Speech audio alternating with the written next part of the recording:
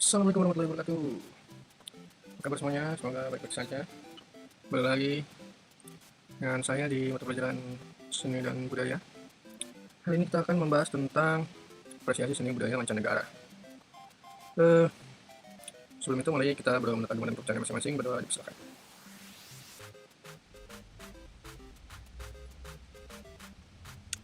Selesai. Oke, minggu kemarin kita udah bahas tentang apresiasi seni budaya di Nusantara ya. Pada intinya materi ini adalah tentang apresiasi ya dua-duanya nih. Nah, sebelum kita masuk ke apresiasi seni budaya mancanegara, saya mau memperlihatkan sebuah video ya tentang bagaimana cara atau memperlihatkan kepada kalian tahapan-tahapan apresiasi yang kemarin udah kalian pelajarin ya, kayak tahap pengamatan fisik gitu ya, sampai tahap kritik nanti di akhirnya melalui video berikut ini. Silahkan dilihat.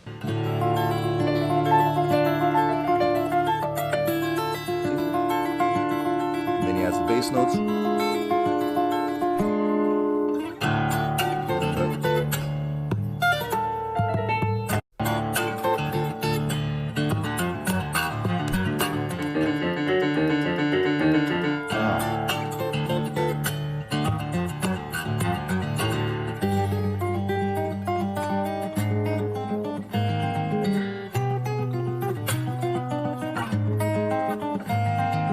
And that's that.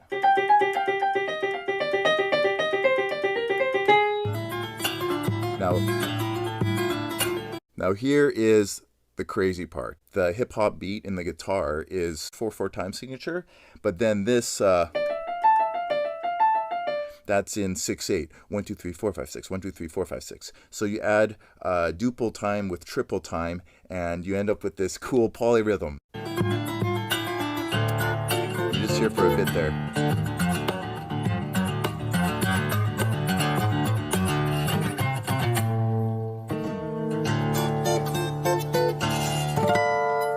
Great harmonic right there.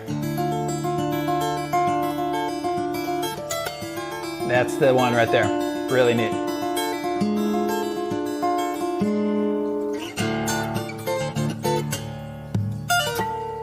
Oh, that's it. That's it. That was sweet. And yeah, that was the thing that I missed earlier. I'm just reacting fast. Another thing that's really impressive about him is his open tunings. I believe most all of his songs, not all of them, but pretty close, have open tunings, and he really makes them his own. It's not just a standard rendition of the movie theme song here, it's just turning it into his own version in his way that he does.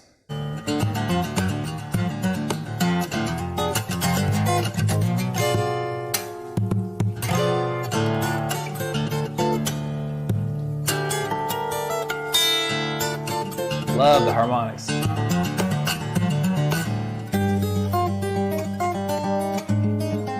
That's cool. Check out his right hand. It's like a spider crawling.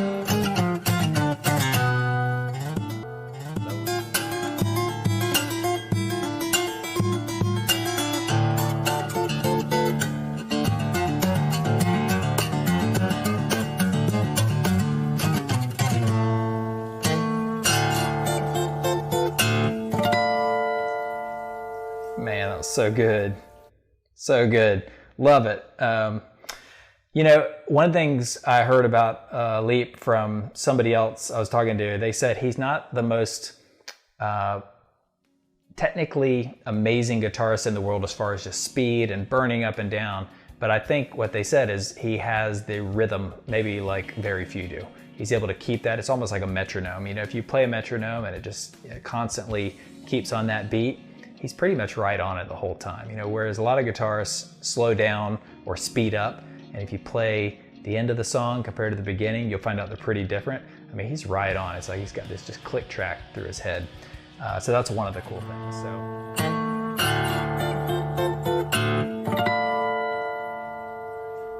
That was so awesome. You could hear the... And then when he adds that with the duple time, the triple time, that's like really hard. That takes like a lot of coordination. Jack Lenz, I hope you're watching this, because this is like so sick. I love what he does with the chords there, though. That was like really cool. That cool polyrhythm, like because you can hear it in 6/8. You can do it in a 4/4 time signature, which he also did. So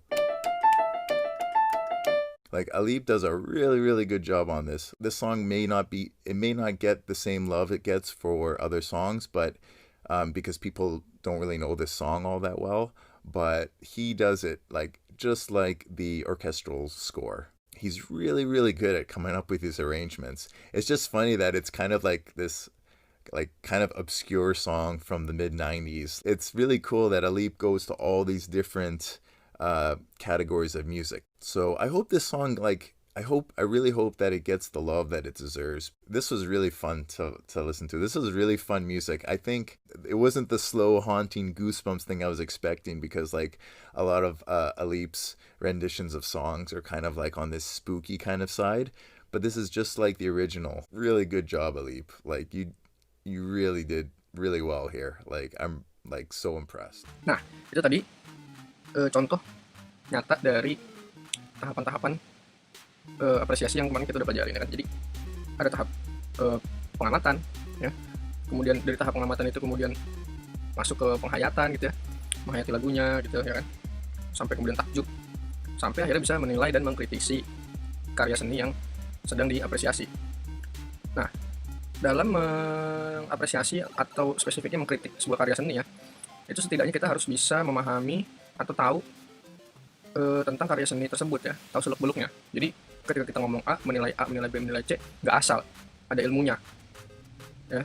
Jadi nggak cuma mengkritik doang, karena kan dalam mengapresiasi sebuah karya seni itu kita harus memberikan kritik-kritik yang membangun. Nggak kayak netizen zaman sekarang ya, ada orang bikin apa di internet, dikomentarin, komentar yang asal-asal ya, tanpa didasari ilmu jelas atau tanpa didasari tahapan-tahapan apresiasi. Contoh kayak waktu itu ada kayak ini yang sekarang lagi hangat nih, film animasi Nusa. Baru dari trailernya keluar, orang-orang udah menilai si animasi tersebut. Dikatakan bahwa animasinya mengajarkan radikalisme lah, apa segala macam. Padahal orang yang ngomong belum nonton filmnya, karena filmnya juga belum keluar. Nah, itu adalah cara mengapresiasi sebuah karya seni yang salah. Bagaimana kita bisa menilai sebuah karya seni kalau kita sendiri aja belum nonton, belum lihat, belum dengar? Ya, jadi yang pasti ya harus nonton dulu ya, sehingga nanti kita kemudian bisa menilai baik atau buruknya. Dan menilai itu juga perlu ilmu, nggak sekedar asal bacot doang gitu ya. Nah, kemudian kalau kita lihat tadi si komentatornya atau apresiatornya itu, ketika dia memberi nilai bagus, dia bisa jelasin bagusnya di mana. Ya, terus ketika dia bilang jelek, kita harus bisa ngejelasin jeleknya di mana. Jadi nggak asal ini jelek nih karyanya, cara mainnya jelek nih, tapi kita cuma pas ditanya jeleknya di mana, ya jelek aja. Nah, itu salah. Itu adalah cara mengapresiasi sebuah karya seni yang salah. Jadi yang benar tuh kalau kita bilang karyanya jelek, jeleknya di mana, kita harus bisa jelasin menurut keilmuan yang kita punya ya. Atau kita bisa bilang itu bagusnya di mana, apa yang kita suka dari karya seni tersebut ya. Kalaupun kita tidak memiliki kemampuan atau ilmu yang mumpuni gitu ya terhadap karya seni tersebut, setidaknya kita bisa menjelaskan kenapa kita suka karya ini ya, kenapa kita nggak suka, menurut pengalaman-pengalaman atau perasaan-perasaan yang muncul setelah kita menikmati karya seni tersebut gitu. Jadi nggak asal ngomong aja jeleknya di mana, harus bisa jelasin, bagusnya di mana, harus bisa jelasin gitu. Nah, jadi itu sedikit review dari saya, karena ini akan berkaitan dengan tugas kalian yang minggu ini ya, mengapresiasi seni budaya mancanegara, kurang lebih gitu. Oke, kita langsung masuk ke materi intinya. Nah, sebenarnya kita akan ngomongin perkembangan seni rupa di mancanegara ya. Itu ada dimulai dari Mesir, kemudian Yunani, Romawi, kemudian zaman Helenis, Abad Pertengahan, Renaissance, Barok dan Rokoko, kemudian masuk ke zaman modern. Kita bahas satu-satu. Oke. Nah, yang pertama ada zaman Mesir kuno. Kenapa dari Mesir kuno? Karena memang catatan peradaban tertua yang ada di muka bumi ini adalah peradaban Mesir. Ya, itu ada di 3.400 tahun sebelum Masehi. Bentuk-bentuk karyanya berupa bangunan, patung, relief, lukisan, dan seni kriya. Seni bangunannya terdiri dari piramida, mastaba. Nah, piramida dan mastaba ini tuh tempat menyimpan bumi ya. Itu biasanya menjadi makam. Kemudian candi. Nah, candi ini fungsinya untuk pemujaan atau kuil lah ibaratnya. Nah, patung-patungnya dibuat dari batu granit. Biasanya menggambarkan Ramses, Chevron, Akhenaton, Amenhotep, dan Sphinx. Ramses itu adalah raja Mesir. Nah, jadi biasanya patung-patungnya gambarin raja-rajanya, dewa-dewanya bisa gitu ya. Nah, relief-relief atau pahatan-pahatan itu biasa ditemukan pada peti mati dan dinding kuburan. Terus seni kriya lain yang biasa ditemukan di peradaban Mesir kuno adalah tembikar, perhiasan, dan mahkota. Seni rupa zaman Mesir kuno biasanya dihubungkan dengan pembangunan tempat-tempat sakral. Ya kayak tadi kuil, ya buat pemujaan, makam, ya. Sarkofagus sih sebenarnya satu lagi nih belum dimasukin tadi Pak. Sarkofagus itu peti mati ya. Terus nah, salah satu ciri-cirinya lagi adalah patung-patungnya dibuat berulang. Jadi bentuk-bentuknya sama. Ya. Nanti bisa kalian lihat bentuknya sama persis gitu. Di kuil A patungnya begini, tapi di kuil yang B misalnya ada pemujaan dewa Ra, dewa matahari gitu ya di tempat A. Di kuil yang satunya lagi bentuk patungnya sama gitu. Jadi dia selalu membuat patung yang berulang. Nah, ini contoh-contohnya. Bentar. Nah, ini udah tahu ya, ini Sphinx. Ini piramida. Kebangetan kalau kamu nggak tahu ya. Ini kuil. Kuil. Ya. Ini patungnya, ini Ramses, patung Ramses nih kayak gini. Biasanya dia kalau bikin patung posisinya gini nih, duduk. Kalau berdiri begini nih. Tangannya nyilang ke depan gini ya kayak Wakanda Forever. Nah, ini namanya hieroglif. Hieroglif ini adalah huruf Mesir kuno ya.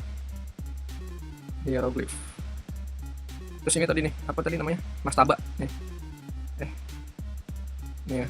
Ini mastaba nih kayak gini. Ini makam. Jadi bentuk bangunannya gini.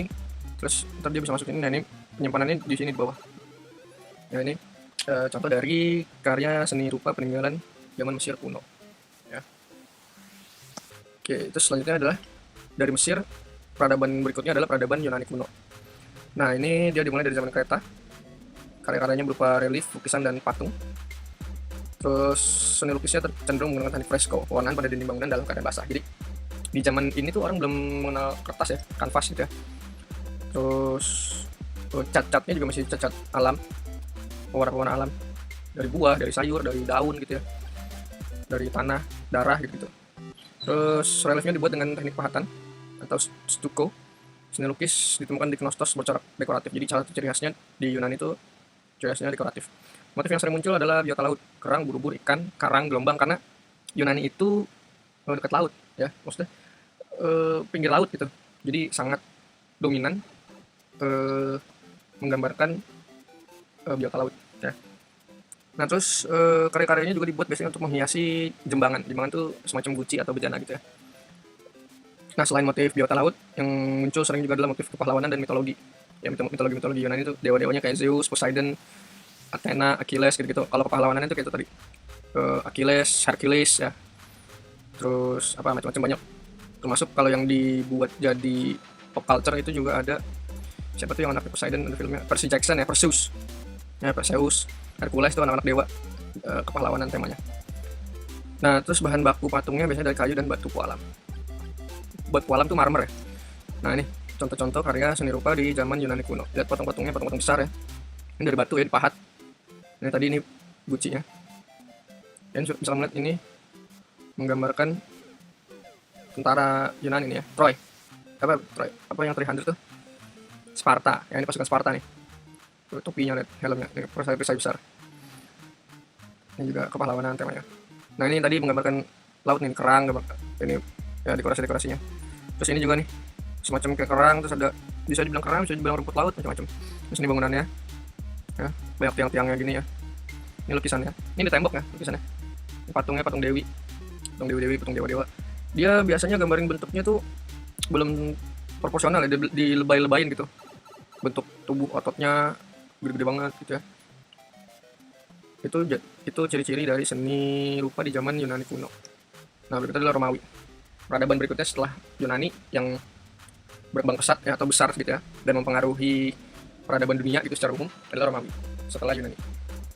Nah, zaman Romawi ini sebenarnya tidak terlalu banyak berbeda dengan zaman Yunani karena memang seniman-senimannya yang ada di Romawi itu adalah seniman-seniman yang diculik atau memang dia berkarya di Roma gitu ya. Jadi sejarahnya Romawi itu ada orang Yunani yang melarikan diri ke sebuah kota, sebuah daerah gitu yang sekarang jadi Roma. Kemudian mereka mendirikan kota namanya Romawi, yaitu cerita Remus dan Romulus. Ya. Nah, seni lukis Romawi itu gabungan dari seni lukis Mesir dan Yunani dengan teknik mozaik. Karya seni rupa yang dihasilkan sama nih ya, masih sama. Bangunan, relief, lukisan, kriya. Kemudian peninggalan seni krianya berbejana, vas bunga, kerajinan logam. Nah ini tadi saya bilang karya seni patung di Romawi kebanyakan jiplakan seni patung Yunani namun bahannya diganti menjadi logam. Di zaman ini udah menggunakan logam untuk membuat patung. Seni relief Romawi banyak bercerita tentang perang ya, karena memang orang Romawi ini itu hobinya perang. Jadi hampir semua relief-reliefnya itu menggambarkan cerita tentang peperangan. Dan karena memang dia menaklukkan banyak kota, banyak negara gitu ya. Hampir seluruh Eropa, sampai ke Asia, sampai ke Afrika sedikit ya. Itu pernah ditaklukkan oleh Romawi. Tuh, makanya dia banyak cerita tentang perang. Nah ini contoh-contoh karya seni rupa di zaman Romawi kuno ya. Nah ini tadi saya bilang. Ini patung yang bercerita tentang Remus dan Romulus, dua orang saudara yang diasuh oleh serigala. Nah, ini adalah logo klub sepak bola nih, Roma ya. Klub sepak bola Roma. Si Roma tuh AS Roma tuh lambangnya ini nih. Remus dan Romulus adalah serigala. Terus dia bercerita tentang heroism ya. Ini lihat cerita tentang perang gitu ya. Ini bangunannya yang kamu tahu ya, Colosseum. Ini lukisan-lukisannya. Nah, itu mirip dengan Yunani ya masih.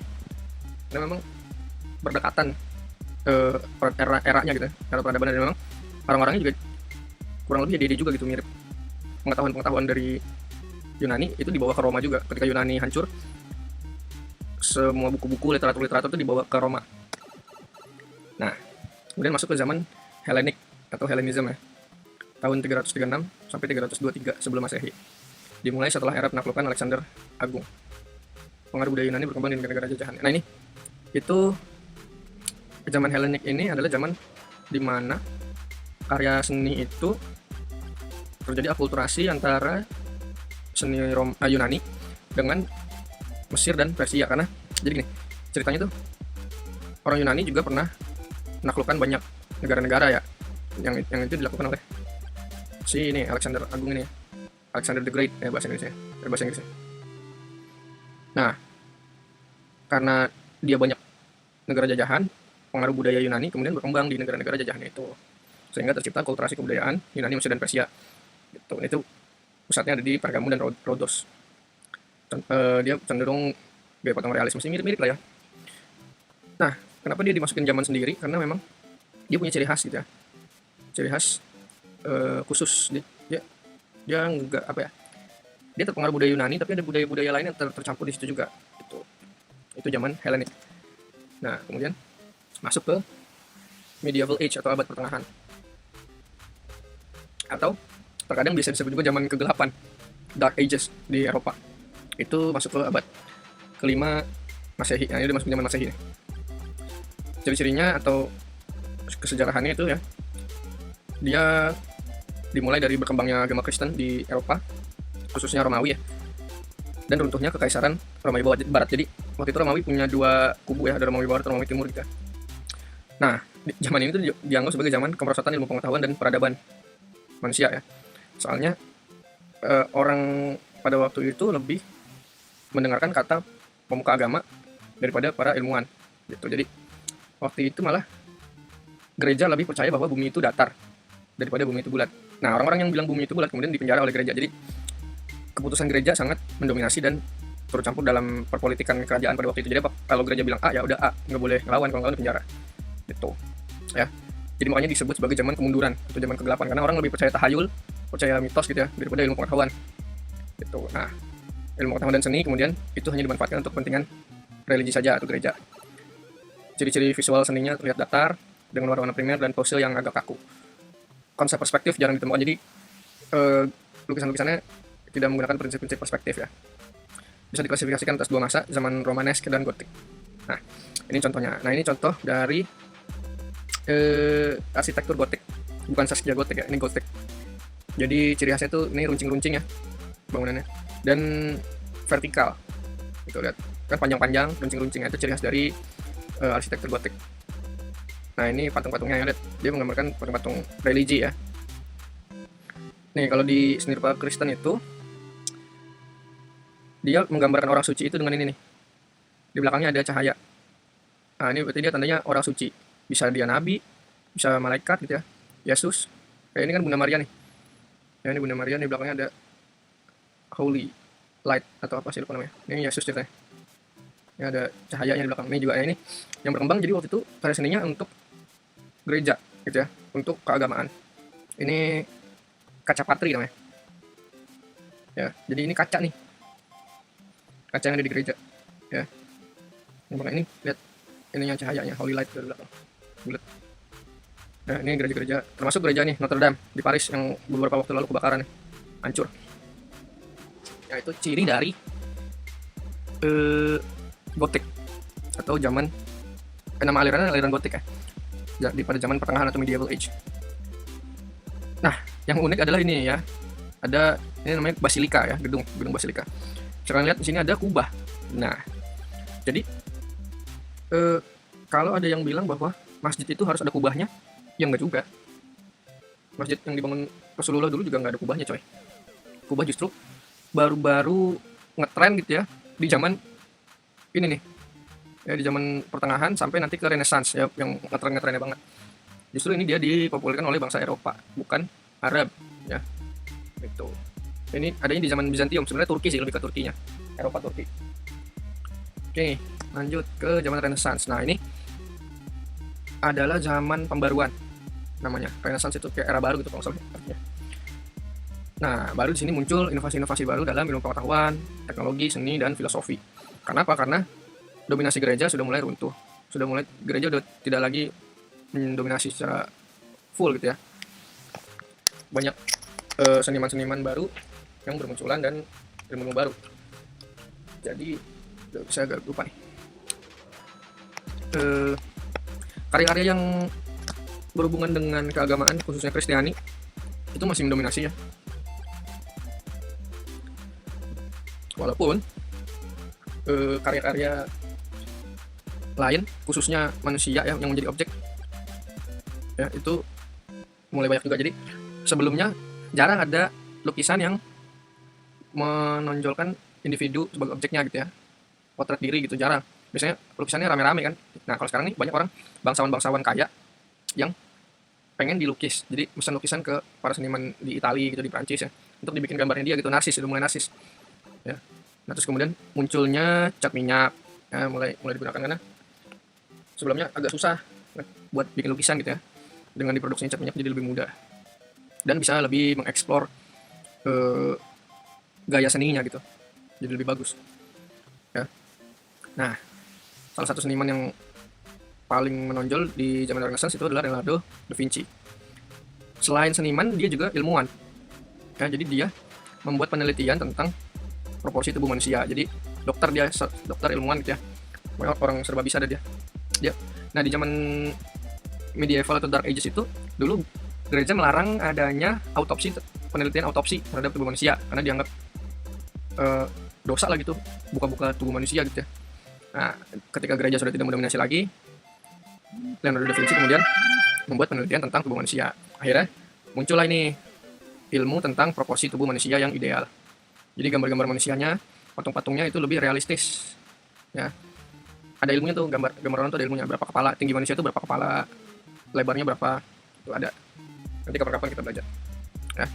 Nah, ini tadi muncul gejala kapitalisme dan individualisme. Tadi saya bilang tuh banyak pedagang-pedagang mulai, karena bangsa Eropa ini udah mulai menjelajah ke benua-benua lain gitu ya. Ke Amerika, udah si Columbus udah ke Amerika gitu ya. Bahkan udah masuk ke Nusantara juga nih orang-orang ini ya, untuk mencari rempah-rempah. Sehingga banyak pengusaha-pengusaha kaya gitu ya. Dan muncul ini kapitalisme ya. Gitu. Nah, ini karya-karya yang fenomenal ya di era Renaissance. Ini yang tadi saya bilang nih, proporsi tubuh manusia yang dibuat oleh Da Vinci. Ya. Bagaimana cara membuat tubuh manusia proporsional. Nah, kalau kamu pernah nonton Kura-Kura Ninja ya, nama si kura-kuranya itu diambil dari 4 seniman besar yang ada di zaman Renaissance. Leonardo, terus Raphael, ini lukisan karya Raphael nih. Terus ini Michelangelo, patung ini dibuat oleh Michelangelo. Terus satu lagi sama Leonardo, Raphael, Michelangelo, Donatello. Ini kalau salah Donatello nih. Nah, ini tuh lukisan di gereja loh, di atap gereja, di dinding, lihat sebanyak ini, gede banget ini. Makanya karyanya dibilang sangat fenomenal dan merubah peradaban manusia gitu ya. Karena emang gokil sih. Bayangin kamu ngelukis sebagus ini dengan dimensi yang sebesar ini gitu, gede banget ini gerejanya. Ya, terus ini juga ada kotak, ini apa saya lupa namanya. Ya, dibuat dari emas, dan lihat ini ada detail-detail lukisannya nih di sini. Ya. Jadi memang di sini peradaban Eropa menjadi sangat maju setelah sebelumnya mundur karena didominasi oleh gereja tadi. Ini salah satu karya fenomenal juga nih, The Last Supper judulnya, perjamuan terakhir. Nah, lebihnya ini ya, Mona Lisa, pasti semua udah tahu lah ya, karya paling fenomenal sampai sekarang yang dibuat oleh Leonardo da Vinci. Banyak misteri-misterinya pokoknya nih kalau di zaman Renaissance ini ya. Bahkan sampai ada filmnya, ada Da Vinci Code itu kan ya. Gitu. Nah, pada era kegelapan tuh, kegelapan Eropa ya, zaman medieval age itu, zaman pertengahan, itu banyak muncul ilmuwan-ilmuwan dari Islam ya, karena kerajaan-kerajaan Islam itu mendominasi. Ya, banyak muncul ilmuwan-ilmuwan pada zaman itu. Nah, setelah runtuhnya dominasi gereja, ilmu-ilmu yang dipunya oleh Islam tadi kemudian dipakai di Eropa, sehingga kemudian Eropa bisa berkembang sejauh ini gitu. Jadi dalam membuat seni di zaman Renaissance ini mereka juga menggunakan perhitungan matematis gitu ya, yang mana itu dikembangkan oleh ilmuwan Islam ya, aljabar gitu. Termasuk si Da Vinci ini juga mempelajari literatur dari dunia Islam pada saat itu ya. Nah, setelah era Renaissance itu tadi sekitar abad 15 sampai 16. Nah, abad 17 itu muncul era-era baru ya. Ada zaman Barok, ada zaman Rokoko. Nah, ini dia saling berdekatan gitu ya, karena memang tidak jauh jaraknya. Nah, perbedaannya zaman Barok dan Rokoko. Rokoko ini artinya Barok akhir, jadi zaman Barok terakhir. Di sini tuh sebenarnya yang fenomenal kayaknya karya musiknya deh, kayaknya seingat saya tuh yang lebih ini banyak karya-karya musik. Nah, apa perbedaannya? Perbedaannya di zaman Barok itu untuk arsitektur dia menggunakan warna cerah dengan motif yang rumit dan terkesan agung. Sedangkan di Rokoko sudah mulai warna gelap, motif-motif yang lebih sederhana dan terkesan ringan. Lukisan di zaman Barok itu temanya agama, warna-warna yang dark, gelap gitu ya, dalam, dengan kesan yang dramatis. Sedangkan di zaman Rokoko itu nuansanya lebih hangat, lebih kalem gitu ya, pose-posenya ceria, bahkan kadang sedikit nakal. Dan latar belakangnya atau objeknya itu adalah bangsawan-bangsawan yang sedang bertamasya.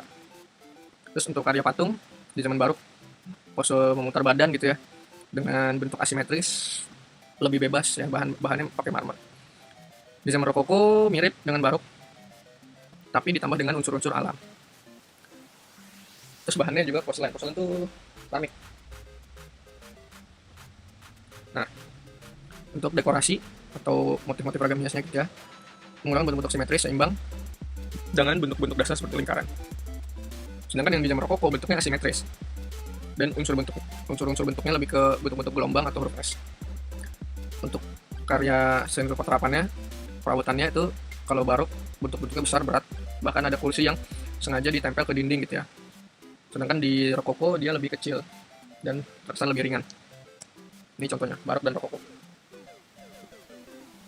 Ini yang Barok, ini yang Rokoko nih patungnya, lihat ya, dramatis, bentuk-bentuk badan yang meliuk-liuk gitu lah ya. Sedangkan ini sama, mirip ya. Tuh lihat bentuk-bentuk gelombang-gelombang ya.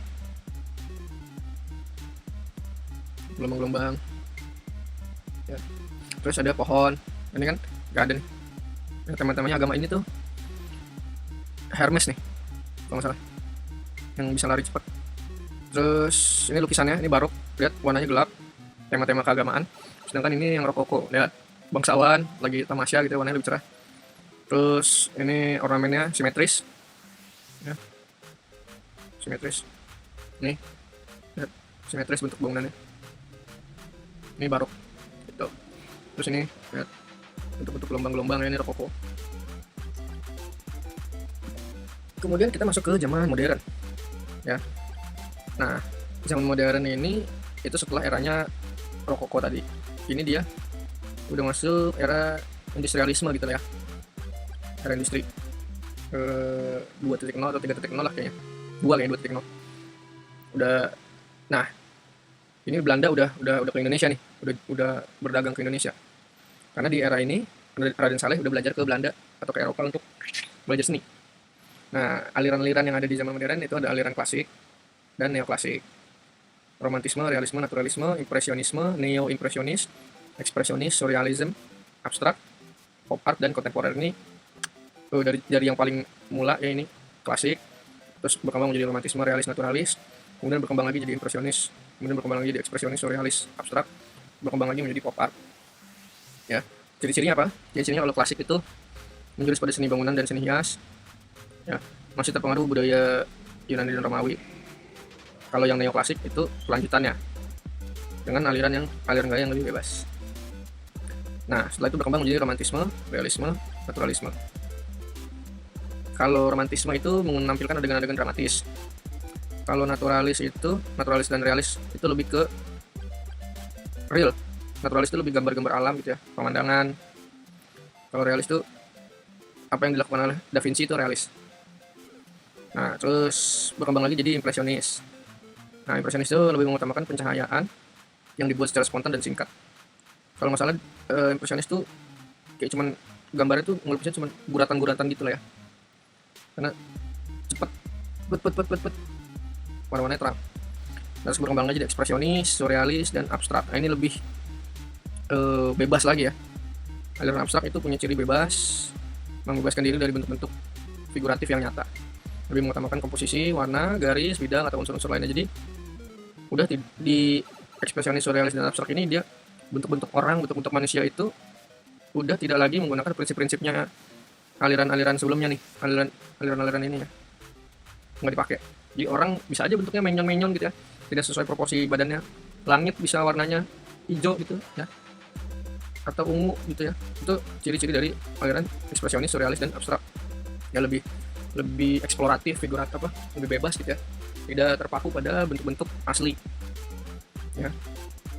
Nah, terus kemudian berkembang lagi ada aliran pop art dan seni kontemporer. Nah, kalau kontemporer kalian udah sedikit dibahas kemarin, udah ada gambaran gitu. Nah, kalau pop art ini kayak gimana sih? Pop art itu dia udah tidak lagi terkait aturan-aturan seni yang lama, mirip dengan ekspresionis ya, tapi dia lebih bebas karena di sini udah masuk ke era industri 3.0 kayaknya nih, udah jadi gini.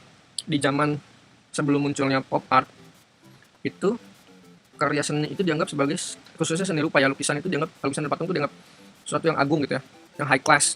Jadi yang bisa nikmatin lukisan dan patung itu hanya orang-orang dengan tingkat pendidikan yang tinggi gitu ya, atau orang-orang dengan tingkat ekonomi yang tinggi atau status sosialnya tinggi.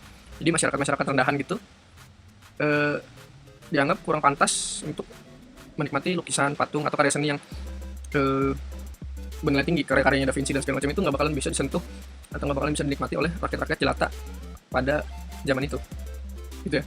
Makanya di Eropa pun ada seni rakyat gitu ya, ada seni yang klasiknya gitu ya, seni level tingginya gitu. Nah, pop art itu mendobrak pemikiran itu. Jadi menurut para seniman pop art, seni itu bisa dinikmati oleh siapa aja ya. Makanya karya yang dibuat itu adalah ini nih, lukisan kaleng sop ya. Dan kenapa disebut pop art? Karena ini yang perlu kalian ketahui juga ya. Jadi kalau dia bilang musik pop, karya pop, itu berarti populer, berarti karya yang sedang populer pada saat itu. Nah, ketika itu yang populer adalah ini nih, Marilyn Monroe. Makanya dia dijadikan objek lukisan ini. Dan era pop art itu juga kita bisa beli lukisan dengan harga yang murah gitu dan terjangkau ya. Kalau di zaman sebelum-sebelumnya lukisan itu harganya mahal-mahal banget supaya bisa dinikmati oleh semua orang. Makanya dicetak banyak nih. Ini gambar-gambar ini diprint karena udah berkembang juga mesin cetak pada waktu itu, pada era pop art. Jadi bisa dicetak banyak, karena cetaknya banyak harganya bisa jadi lebih murah gitu. Nah, itu salah satu ciri dari pop art. Warna-warna yang ngejreng juga itu salah satu ciri dari pop art. Ngejreng dan nabrak nih, lihat warnanya ya. Nah, ini contoh karya seni berurutan sesuai ini zamannya tadi ya. Klasik nih ya. Era klasik. Terus ini romantis, lihat menggambarkan adegan-adegan yang dramatis tuh. Saya lupa ini apa ya namanya. Sini naturalis, alam. Ini realis. Lihat betapa real gitu ya, nyata gitu kelihatannya gambarnya. Terus ini impresionis. Contohnya kayak gini, impresionis. Terus ini ekspresionis. Lihat, tidak ada bentuk-bentuk yang seperti ini gitu ya. Ya udah aja urak gitu ya. Ekspresionis abstrak nih kayak gini bentuknya. Terus ini surrealis. Surrealis tuh dia menggambarkan hal-hal yang aneh gitu ya. di luar pikiran manusia gitu. Lihat ada rumah terbang, kuda kakinya panjang gitu-gitu. Penggambarannya aneh, kayak dunia mimpi gitu ya. Itu surrealis. Nah, itu tadi jenis-jenis karya seni modern ya. Nah, sekarang kita bahas tugasnya. Tugasnya adalah membuat tulisan tentang apresiasi lukisan mancanegara ya. Jadi kamu pilih satu lukisan dari mancanegara, bisa lukisannya Da Vinci, bisa lukisannya Michelangelo, bisa lukisannya siapa. Kalau bisa dari zaman Renaissance saja ya, biar gampang. Atau kalau mau bikin review atau ulasan tentang pop art juga boleh. Tapi yang dari mancanegara ya, dari Eropa atau Amerika. Terus nanti kamu tulis tuh apresiasi kamu, kritiknya gimana ya. Jangan lupa sertakan judul lukisannya apa, karya siapa, tahun berapa dibuatnya, sejarah singkat tentang karya seninya, terus baru kemudian ulasan kalian. Jadi diketik aja atau ditulis ya. Kalau bisa sih diketik ya, diketik biar ada gambar lukisannya gitu ya. Jadi diketik aja. Kalau mau ditulis berarti kamu harus sertakan gambarnya secara terpisah nanti di aplikasinya. Bebas sih ya, terserah gimana. Nah, contoh cara membuat ulasannya seperti di video berikut ini, silakan. Assalamualaikum warahmatullahi wabarakatuh. Perkenalkan, saya Norma Hasanah, kelas 12 MIPA dari SMA Negeri 1 Barambai. Saya di sini akan mengapresiasi sebuah karya seni lukis dari seniman yang bernama Avandi Kusuma yang berasal dari Cirebon, Jawa Barat. Di sini saya mengambil lukisan yang berjudul Para Pejuang yang dilukis pada tahun 1972. Pertama, saya akan mengapresiasi dari aspek ide atau gagasan. Jadi, di sini saya memilih untuk mengapresiasi lukisan karya seniman yang bernama Avandi Kusuma yang berjudul Para Pejuang. Dari sekian banyak lukisan yang telah beliau ciptakan, saya sangat tertarik dengan lukisan beliau yang satu ini karena lukisan ini memiliki nilai dan makna historis yang sangat tinggi, di mana karya ini terinspirasi dari semangat para pejuang Indonesia. Yang kedua yaitu dari aspek penggunaan teknik dan penguasaan bahan. Di sini dapat dilihat bahwa lukisan ini dilukis menggunakan cat minyak di atas media kanvas. Di sini beliau menggunakan teknik kuas kasar, di mana ketika lukisan ini dilihat dari jauh nampak begitu memikat dan juga indah. Tetapi ketika dilihat dari dekat, lukisan ini agak berantakan. Tetapi hal itulah yang memiliki nilai seni tinggi dan menjadikannya luar biasa. Yang ketiga yaitu ukuran. Lukisan ini berukuran 100 cm x 135 cm. Yang keempat, dari aspek wujud. Secara visual, saya dapat melihat lukisan para pejuang ini sangat terlihat jelas dan penuh makna. Hal itu dapat terlihat dari warna-warna yang begitu terang pada lukisan ini. Serta, di sini juga dapat dilihat bahwa semangat para pejuang Indonesia sangat berkobar-kobar seperti api. Tidak lupa, di dalam lukisan ini ada bambu runcing, bendera merah putih, serta ikat kepala sebagai ciri khas dari pejuang Indonesia. Yang kelima yaitu dari aspek kegunaan. Lukisan ini murni menggambarkan tentang semangat para pejuang Indonesia. Pelukis murni ingin memberitahukan pesan dan kesan tentang semangat para pejuang Indonesia yang telah beliau lihat. Dilihat dari kegunaannya, lukisan ini adalah karya seni rupa murni yang hanya bisa dilihat dan digunakan keindahannya. Dan yang terakhir yaitu yang keenam, yaitu dari aspek gaya atau corak. Lukisan ini memiliki gaya realisme atau abstrak. Seperti yang telah saya katakan sebelumnya, lukisan ini termasuk dalam karya seni rupa dua dimensi, di mana lukisan ini hanya bisa dilihat dari satu sisi dan tidak memiliki ruang. Sekian video dari saya, mohon maaf jika terdapat banyak sekali kesalahan dan kekurangan. Saya akhiri, wassalamualaikum warahmatullahi wabarakatuh. Nah, oke.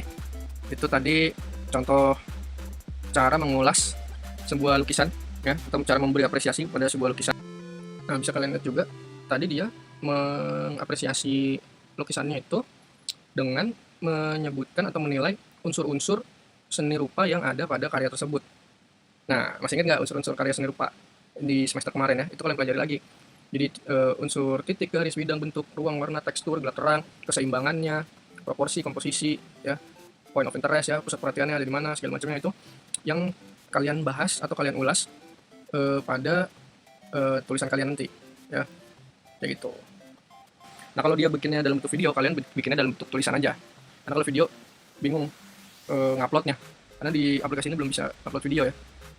Kalau mau di-upload ke YouTube atau ke Instagram itu repot kalian. Jadi saya minta dalam bentuk tulisan aja nggak apa-apa. Sertakan gambarnya, ya.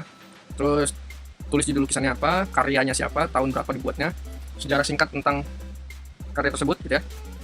Terus baru masuk ke ulasan kalian, apresiasi kalian kayak gimana. Ya melalui tahapan-tahapan itu tadi. Setelah melalui tahapan pengamatan, ya, tahapan fisiologis, penghayatan, ya, sampai ke tahap kritiknya. Oke, gitu aja. Sekian dari saya, semoga bisa dimengerti. Semoga bisa dimengerti dan semoga bisa diaplikasikan dalam kehidupan sehari-hari. Terima kasih. Assalamualaikum warahmatullahi wabarakatuh.